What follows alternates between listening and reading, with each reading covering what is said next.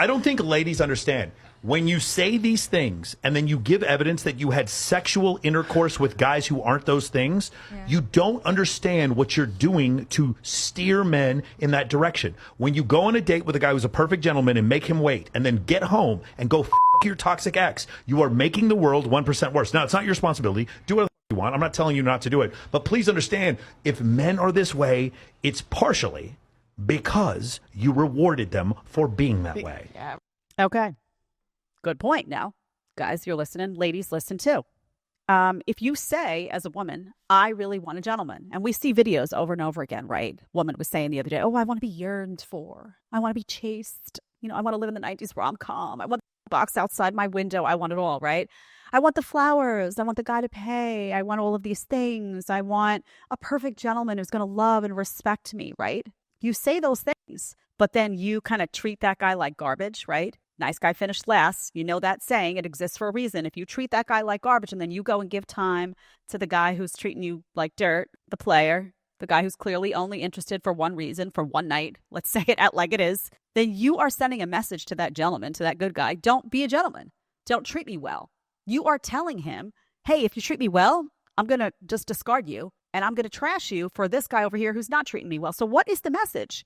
The message becomes, don't treat her well. Is that, ladies, the message that you want out there?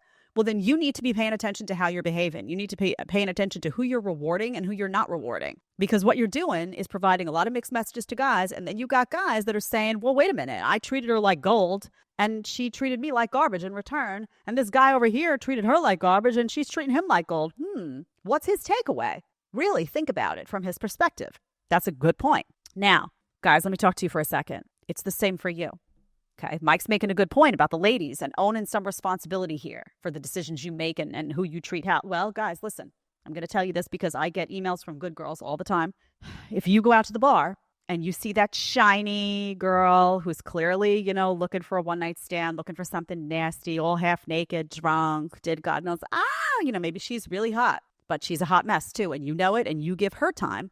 And there's a girl in that bar who's a good girl who's not half naked. Maybe she's, wearing a shirt with a collar up to here. She's not flashing the you know what in your face.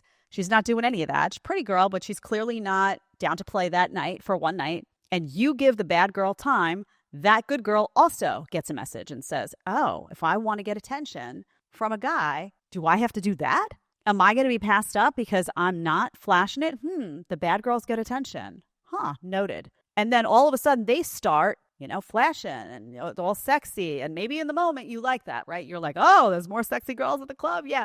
Well, guess what? There's less and less girls then that you get to take home to mom because all those girls got the message that you're only giving attention to the bad girls. So now they're trying like hell to become one. So just know, men, women, who you give attention to hits home. Who doesn't get the attention receives that message. So just take some responsibility for where you're putting your attention.